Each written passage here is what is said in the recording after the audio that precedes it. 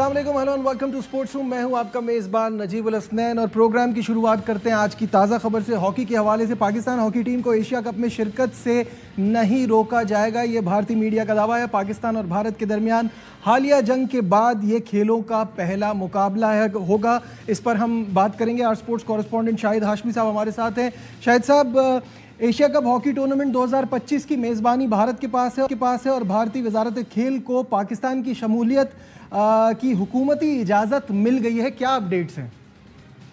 देखिए, भारतीय media report कर रहा है, अच्छी खुशाइन खबर है, अच्छी पेशरफ्त है। और ये पिछले 2 महीने से पाकिस्तान हॉकी फेडरेशन भी एशियन हॉकी फेडरेशन से और इंटरनेशनल हॉकी फेडरेशन से राब्ते में थी कि 2 टूर्नामेंट इस साल भारत में होने हैं। पहले एशिया कप अगस्त सितंबर में और फिर उसके बाद नवंबर में जूनियर वर्ल्ड कप। उसके भी ड्रॉस का ऐलान हो गया है। तो पाकिस्तान को ये एक अश्योरेंस दी जाए कि पाकिस्तान को भारत की हुकूमत वीजे देगी और पाकिस्तान की शिरकत को यकीनी बनाया जाएगा। एशिया कप इस लिहाज से इम्पोर्टेंट है कि ये अगले साल होने वाले वर्ल्ड कप का क्वालिफाइंग राउंड होगा। जो टॉप 2 टीमें होंगी वो मेरे हिसाब से अगले साल वर्ल्ड कप में जो बेल्जियम और नेदरलैंड में होना है उसके लिए क्वालिफाई करेंगी। तो एशिया कप पाकिस्तान के लिए इम्पोर्टेंट है। और अब ये खबर के हॉकी इंडिया को उनकी गवर्नमेंट से, यानी उनकी यूनियन होम मिनिस्ट्री से और मिनिस्ट्री ऑफ एक्सटर्नल अफेयर्स से इजाजत मिल चुकी है कि पाकिस्तान को दौरा करने के लिए बुलाया जाए और उनको ना रोका जाए। पाकिस्तान हॉकी फेडरेशन ने इस खबर को अच्छी खुशाइन खबर करार दिया है, लेकिन साथ ही साथ ये भी कहा है कि हमारा दौरा हुकूमती इजाजत से मशरूत होगा, जो कि यकीनन पाकिस्तान की हुकूमत दे देगी। पाकिस्तान ने कभी भी खेलों और सियासत को एक साथ कभी भी नहीं। लेकिन शाहिद साहब, जो ये पिछली बार पूरा सिनेरियो हुआ था एशिया कप क्रिकेट को लेके, जिसके बाद ये फैसला हुआ था कि हम भी नहीं जाएंगे, वो अगर नहीं आ रहे, फिर चैंपियंस ट्रॉफी वाले में भी यही सारा सिनेरियो बना रहा था, तो क्या उसके बाद हमारा जाने के भी चांसेस बन रहे हैं? बिल्कुल बनेंगे, इसलिए कि जैसे मैंने कहा ना आपको कि पाकिस्तान की हुकूमत ने, पाकिस्तान की जो भी हुकूमत होती है, चाहे वो पिछली हुकूमत हो, उससे पिछली हुकूमत हो, पाकिस्तान ने कभी भी खेलों को सियासत में मुलव्विस नहीं किया। पाकिस्तान ने जब हमारे साबिक वजीर खारजा और अब पीपल्स पार्टी के जो चेयरमैन है बिलावल भुट्टो जब इंडिया गए थे, उस वक्त भी उन्होंने कहा था कि हम कभी भी खेलों को सियासत के साथ मुलव्विस नहीं करेंगे, एक साथ नहीं रखेंगे। और 2023 के वर्ल्ड कप में पाकिस्तान की क्रिकेट टीम गई भी थी, बावजूद इसके कि इतनी धमकियां थी, बावजूद इसके कि तनाव था उस वक्त भी। तो पाकिस्तान की हुकूमत तो इजाजत देती है और खेलों के रवाबित बहाल रहने चाहिए। जाहिर है इंटरनेशनल इवेंट है, इसमें अगर भारत को मेजबानी मिली है तो उसको ये अश्योरेंस देनी पड़ेगी उस इंटरनेशनल फेडरेशन को कि आप पाकिस्तानी खिलाड़ियों को वीजे भी देंगे और उनकी शिरकत को, उनकी सिक्योरिटी को यकीनी बनाएंगे। शाहिद साहब, इसके सर्कमस्टांसेस क्रिकेट पे कैसे आएंगे? क्योंकि एशिया कप में भी ये डेट्स तो आ गई हैं सामने, लेकिन अभी सबको इस बात पे थोड़ी हैरानगी है कि जिस तरह का सेंटिमेंट हिंदुस्तान में है, क्या वो पाकिस्तान के साथ क्रिकेट खेलेंगे? तो ये वाली चीज़ें सामने आने से क्रिकेट पे क्या असर पड़ रहा है? ये क्रिकेट के लिए भी मेरे हिसाब से अच्छी पेशरफ्त है। और जिस तरह इंडियन मीडिया ही ज्यादा ये खबरें दे रहा है कि 7 सितंबर को या 14 सितंबर को या 21 सितंबर को पाक भारत के मैचेस हो सकते हैं, मुख्तलिफ वो डेट्स दे रहे हैं और ये पेशरफ्त अच्छी है। इससे यकीनन क्रिकेट पे भी अच्छा असर पड़ेगा। और एशिया कप भी अगेन एक कॉन्टिनेंटल इवेंट है, कोई बायलैटरल सीरीज की हम बात नहीं कर रहे हैं। तो जितने भी मल्टीनेशनल इवेंट होने चाहिए उनमें दोनों मुल्कों की शिरकत यकीनी होनी चाहिए, चाहे वो हमारे यहाँ ना आए, चाहे हम उनके यहाँ ना जाएं, लेकिन न्यूट्रल वेन्यू पे तो कम से कम मल्टीनेशनल इवेंट्स खेलने चाहिए। ठीक है, बहुत बहुत शुक्रिया। स्पोर्ट्स कॉरेस्पॉन्डेंट शाहिद हमारे साथ थे और ये जो रीसेंट डेवलपमेंट हुई है उस हवाले से हमें अपडेट कर रहे थे। पाकिस्तान क्रिकेट में एक ब्रेक आ गया है काफ़ी अरसे से और अब अगला जो हमारा चैलेंज है, अगला इम्तिहान है, वो बांग्लादेश के खिलाफ बांग्लादेश में T20 सीरीज़ है, जिसके लिए कौमी टीम का ऐलान जो है वो 2 से 3 रोज़ में एक्सपेक्टेड है। कैंप 8 जुलाई को कराची में लगेगा और 16 जुलाई को टीम इस दौरे के लिए रवाना होगी। Glad to have you back once again to Sports Room। और ब्रेक पे जाने से पहले हमने आपको रिपोर्ट दिखाई थी बांग्लादेश सीरीज़ के हवाले से। इस पर बात करने के लिए आपके जाने पहचाने फॉर्मर टेस्ट क्रिकेटर हमारे एक्सपर्ट बासित अली हमारे साथ हैं। बासित भाई, अस्सलाम वालेकुम। सबसे पहले ये जानना चाहूँगा कि बांग्लादेश से हमने होम में सीरीज़ जीती, बहुत अच्छा खेला, अब उनके घर में जाके खेल रहे हैं, वहाँ भी आप क्या इसी तरह की परफॉर्मेंस एक्सपेक्ट कर रहे हैं? और क्या ये T20 वर्ल्ड कप के लिए जो तैयारी है ये सही डायरेक्शन में जा रही है? वालेकुम सलाम नजीब मियाँ, खैरियत से? माशाल्लाह माशाल्लाह, हैंडसम लग रहे हैं आज तो आपने जो सवाल करा ना कि बांग्लादेश से हम जीते अब उनके घर जा रहे हैं, इसके 2 पहलू हैं। एक, आप टेस्ट चैंपियनशिप में वाइट वॉश हुआ था, बांग्लादेश ने आपको वाइट वॉश करा था। उसके बाद ये जो टीम आई है ये पूरे प्लेयर्स पे मुकम्मल नहीं थी। इसमें शांतु जो उनका मेन प्लेयर है वो पानी पिला रहा था, पहली चीज़। उनकी यंग टीम थी, हमारी भी यंग टीम थी। हमारी टीम में ना रिजवान था, ना बाबर था, ना शाहीन था। इसलिए जीत जो है ना ये ज़्यादा नुमाया हुई है। इसमें हारिस ने अच्छा परफॉर्म करा, साइम ने रन्स करे आखिरी मैच में, वो हसन बच्चे ने परफॉर्मेंस करी। हसन तो अच्छा परफॉर्म कर रहा है, अच्छा खेल भी रहा है। तो इस वजह से ये हाईलाइट हुई कि हम जीत नहीं रहे थे। अब जो आपने बोला कि हम बांग्लादेश जाएंगे, क्या टीम खेलेगी, क्या वो उन्होंने तो तैयारी शुरू कर दी है वर्ल्ड कप की। अगर हम यही टीम वर्ल्ड कप तक रखते हैं तो हमारी तैयारी होगी, लेकिन हम लोगों को हार इतनी अच्छी नहीं लगती है। हम लोगों को जीत पसंद है। ये देखना है कि ये हवा जीत वाली कब तक चलेगी। उसके बाद बांग्लादेश की सीरीज के बाद आपको जो वेस्ट इंडीज में इम्तहान होना है ना, वो टेक्निकली भी और टैक्टिकली भी बड़ा डिफरेंट है क्रिकेट को। बिल्कुल सही कह रहे हैं। यही मेरा अगला सवाल भी आपसे यही है कि अभी तो हम लोअर रैंक टीमों से खेल रहे हैं, वीक अपोजिशन से खेल रहे हैं, तो हमें अपने नए लड़कों में भी बड़ा दम नज़र आ रहा है, क्रिकेट भी अच्छी लग रही है। क्या आपको लगता है कि इसी तरह की परफॉर्मेंस हम एशिया कप में और आगे फिर वर्ल्ड कप भी करीब है उसमें दे पाएंगे, या उससे पहले आप चेंजेस एक्सपेक्ट कर रहे हैं? मेरा बिलीव ये है कि हमारे मुल्क में, मैं अपना मुल्क की बात करूंगा क्योंकि मैं यहाँ रहता हूँ, मैंने यहाँ के सिस्टम को बहुत क्लोजली वॉच करा। यहाँ पे हवाएं बहुत जल्दी चेंज होती हैं। जिस तरह चेयरमैन चेंज हो रहे थे ना बीच में, इसी तरह कप्तान भी चेंज होते हैं, कोचेस भी चेंज होते हैं।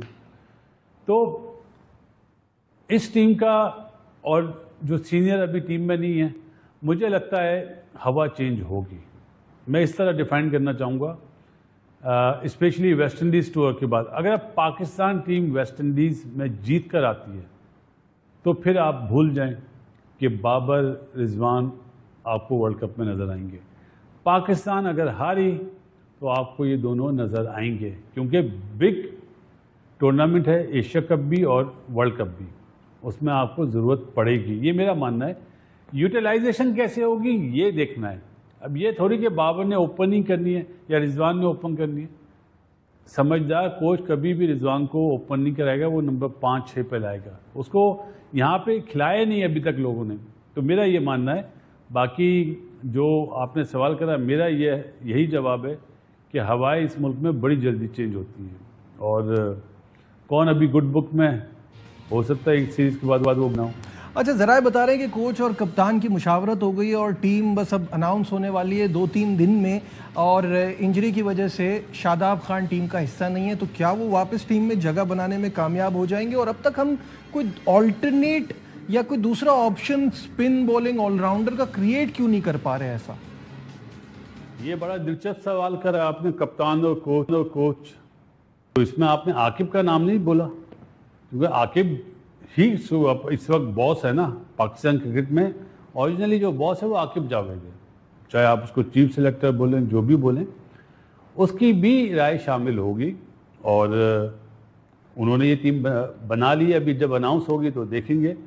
लेकिन ये आप ज़रूर देखिएगा कि जो फॉर्मेशन बनेगी ना, मतलब जो टीम बनेगी, कौन कहाँ पे मतलब सूट करता है प्ले। अगर वेस्ट इंडीज़ में तो सुफियान मुकीम बहुत डेंजरस बॉलर होगा, अब्रार बहुत डेंजरस बॉलर होगा। अब आपने सवाल भेजा कि शदाब की इंजरी, दुआ है उसके लिए कि जल्दी ठीक हो। अगर अपनी फॉर्म में हो बॉलिंग में तो बेहतरीन बॉलर है, फॉर्म नहीं है उसकी। जहाँ पे वो बॉल करता है, जहाँ से वो आउट करता था, अनफॉर्चुनेटली अभी वहाँ से बॉल उसका गिर नहीं रहा है। हमारी क्या, हम पूरे पाकिस्तान की दुआ है कि शदाब जल्दी से फिट हो और अच्छा परफॉर्म करे। अच्छा परफॉर्म करेगा तो पाकिस्तान को, मतलब उसको उसकी ज़रूरत है। नहीं करेगा तो फिर यही बात हो जाएगी कि क्यों ले लिया। लेकिन वाइस कप्तान जो बनाया वो मेरे हिसाब से गलत बनाया था, उसको एज ए प्लेयर ही लेना चाहिए था।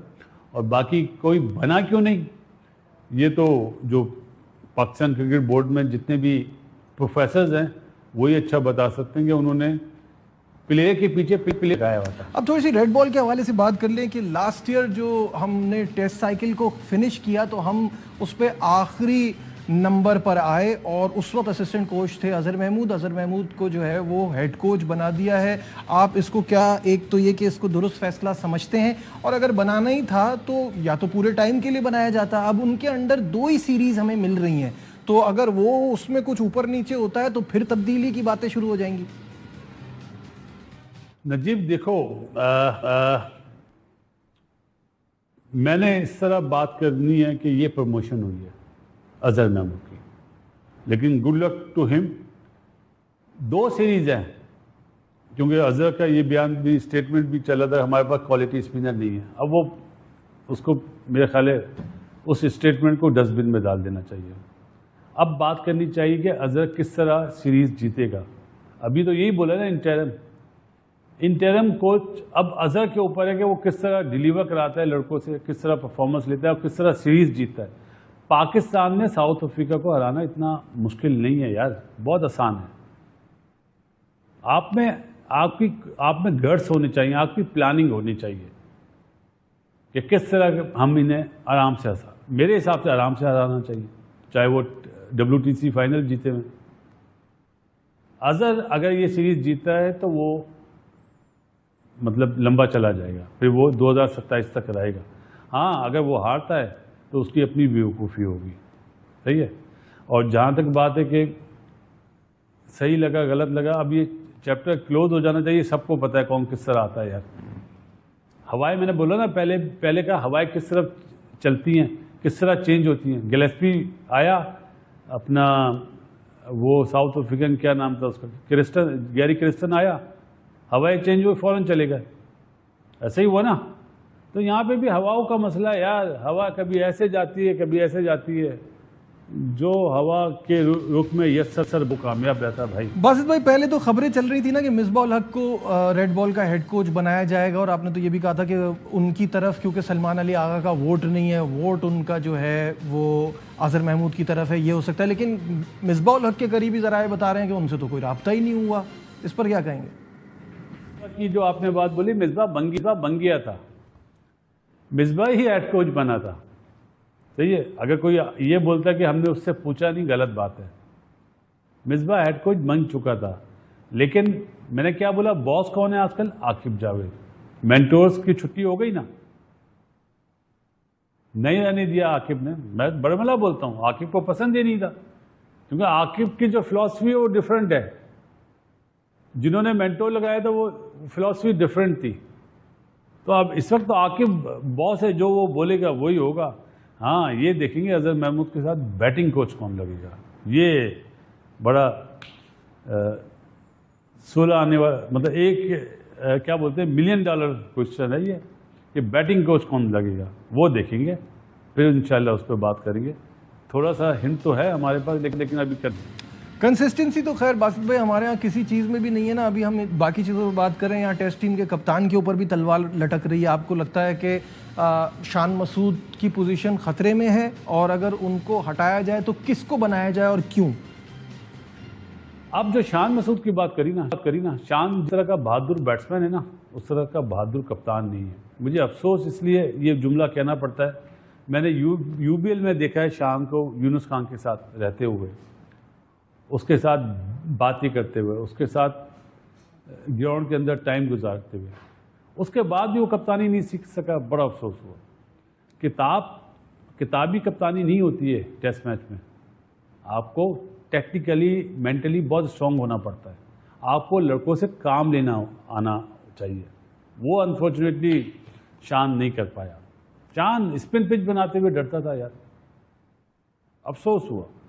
इतना ज़बरदस्त बैट्समैन, सबसे पहले मैंने ही आवाज़ उठाई थी कि इतनी अच्छा बैट्समैन है, इसको आप कप्तान बनाए, कि किसी सियासत में नहीं है। लेकिन उसके बाद इस तरह डर के कप्तानी करी, मुझे बहुत अफसोस हुआ, क्योंकि मुझे बहुत उम्मीद थी इससे। लेकिन जो बातें पता चली बीच से कि ये सोच है, तो बड़ा अफसोस हुआ। और अब मेरा नहीं ख्याल कि शान कप्तान बरकरार है अभी तक। हो सकता है हवाएं चेंज हो जाए। अभी अक्टूबर में मेरा ख्याल है सीरीज, माइट भी हो सकता है, लेकिन मुझे नज़र नहीं आ रहा शान।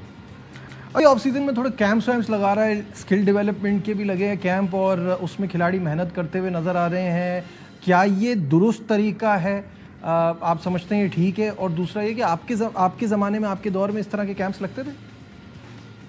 हाँ, जिस तरह आपको याद है ना चैंपियंस कप हुआ था, तो मैंने क्या जुमला कहा था, waste of time waste of money. तो ये जो स्किल कैंप है ना, ये वाला शॉट, या चलो इस तरह मिसाल दे देता हूँ, दुनिया का सबसे अच्छा बैट्समैन जो है ना वो ऑन साइड का होता है, चाहे सर विवियन हो, Allan Border, great Javed Miandad, Sunil Gavaskar साहब, महेंद्र अमरनाथ साहब, कोई भी आप प्लेयर ले लें, पाँव पे बॉल मिलती है चौका, क्योंकि फील्डर 6 ऑफ साइड पे होते ना, सही है। और सबसे खराब प्लेयर जो होता है ना वो छोटा 5 साल का बच्चा होता है, उसको जब बॉल यूं फेंकोगे ना वो ऐसे ही मारेगा। तो किस बात का स्किल कैंप है ये? कौन इस तरह शॉट खाएगा जब बॉल यहां पे आएगी? ये तो इस तरह फेंक रहे हैं मशीन, बॉलिंग मशीन से और हाथ से कि मारो सीधा, पहले से पता ना यहां बॉल आ रही है। क्या लेग साइड पे ही होता है ग्राउंड? अरे भाई एक्स्ट्रा कवर के ऊपर से मारना सिखाओ, मिड ऑफ पे छक्का मारना सिखाओ, ये तो स्किल डेवलपमेंट होगी। और स्किल डेवलपमेंट कैंप जो ये शोशे है ना, ये मैं आपको सीरियसली बता रहा हूँ, अंडर 13 और अंडर 15 के लिए होती है ये तैयारी, उन बच्चों को करा। अच्छा खैर, आगे बढ़ते मुझे बताइए कि आईसीसी के जो नए कवानीन हैं उनको कैसा देखते हैं, और क्या इससे वाइट बॉल क्रिकेट में कुछ तब्दीली आएगी, कुछ मुतासिर होगी इससे? नजीब, आईसीसी के कवानीन ने, सच्ची बात है, वाइट बॉल में जो ये है ना, दूसरी नई बॉल अब नहीं होगी 34 ओवर के बाद, फास्ट बॉलर को फायदा होगा और आपको अब रिवर्स स्विंग नजर आएगी 100%। आपको रिवर्स स्विंग बॉल को लुक आफ्टर करना आना चाहिए। भाई इतना जुमला बोलूंगा यार, ज़्यादा बात बोलूंगा तो बड़ी बड़ी ब्रेकिंग न्यूज़ चल जाएंगी। आपको बॉल का ख्याल करना आना चाहिए बस। बाकी आखिरी 16 ओवर में फास्ट बॉलर अब इतनी आराम से पिटाई नहीं खाएंगे। हाँ, स्पिनर के लिए बॉलिंग करना मुश्किल हो जाएगा क्योंकि उन्हें पहले करनी पड़ेगी। बाद में भी जो अच्छे स्पिनर हैं, स्पेशलिस्ट हैं, अब्रार हो गया, सुफियान हो गया, या जडेजा हो गया, कुलदीप हो गया, इसी तरह पता नहीं मोइन अली है या नहीं, वो जो जंपा उनके लिए आसानी होगी। बाकी जो स्पिनर होगा जो ब्रेक करना जानता होगा उसके लिए फ़ायदा होगा। जो नॉर्मल बॉलर होगा ना, जो पार्ट टाइमर, उनके लिए ये फ़ायदा नहीं होगा, लेकिन फास्ट बॉल फ़ायदा होगा। अच्छा, चलते चलते थोड़ी सी बात इसकी भी कर लेते हैं कि इंग्लैंड और इंडिया का मैच जारी है। इंडिया ने 430 अब से कुछ देर पहले तक बना लिए, 6 खिलाड़ी आउट हैं और 177 पे शुभमन गिल खेल रहे हैं। बैक टू बैक दूसरी सेंचुरी है एज कैप्टन। शुभमन की कप्तानी को कैसा देख रहे हैं, और क्या इंग्लैंड के खिलाफ कमबैक करने की सलाहियत रखती है ये इंडियन टीम की? कितना बड़ा चैलेंज होगा उनके लिए? बात है गिल की, मुझे नहीं लगता गिल की सीरीज इतनी अच्छी होगी। बैटिंग की वजह से नहीं बोल रहा, वो भी टैक्टिकली इतना अच्छा कप्तान नहीं है, या तो अभी पहली सीरीज है शायद नज़र नहीं आ रहा। उसको बोल्ड फैसले करने पड़ेंगे, जो वो चाह रहा है वो करवाना पड़ेगा। कप्तान ही बोलते किसको यार, अपने फैसले से आउट कराना पड़ेगा तो कप्तान बनता है। ऐसे थोड़ी, हमने तो मुश्ताक मोहम्मद साहब की, ग्रेट जावेद मियांदाद की, अपना मलिक साहब के साथ तो खेले, यूनुस खान को देखा है। हफीज़ बहुत अच्छा कप्तान था, अपने फैसले से आउट कराता था, तो उनकी कप्तानी देखी है हमने। तो इसलिए अभी गिल को बहुत लंबा रास्ता चाहिए, पता नहीं रहता भी है या नहीं, क्योंकि हमारे एशिया में आपको पता है ना, हारने के बाद फ़ौरन छुट्टी हो जाती है। लेकिन पहली सीरीज़ है, बैटिंग में तो पहले टेस्ट मैच में बड़ा अच्छा परफॉर्म करा है, फिर देखेंगे आगे से टेस्ट सीरीज़ है भी तो रही ना, अब तो वाइट बॉल ही ज़्यादा होगी, लेट क्या होता है। ठीक है, बहुत बहुत शुक्रिया। बासित अली साहब हमारे साथ ऑनलाइन थे और तमाम चीज़ों पे अपना ओपिनियन दे रहे थे। बहुत बहुत शुक्रिया बासित भाई का वक्त देने का। और चलते चलते कल सीरीज़ का, वनडे सीरीज़ का श्रीलंका और बांग्लादेश के दरमियान पहला मैच हुआ कोलंबो में, और व्हाट अ गेम। मतलब वो क्या देखा समझ में नहीं आया। 100 पर 1 विकेट गिरी हुई थी, 105 पर 8 खिलाड़ी आउट। बांग्लादेश ने पता नहीं क्या क्रिकेट खेली, 245 का टारगेट था जो कि आजकल की मॉडर्न डे क्रिकेट में बड़ी मामूली सी बात है। 77 रन से शिकस्त का सामना करना पड़ा इस कोलैप्स के बाद। आज के प्रोग्राम में बस इतना ही। दीजिए अपने मेज़बान नजीबुल हसनैन को इजाज़त। अपना बहुत ख्याल रखिए। अल्लाह हाफिज़।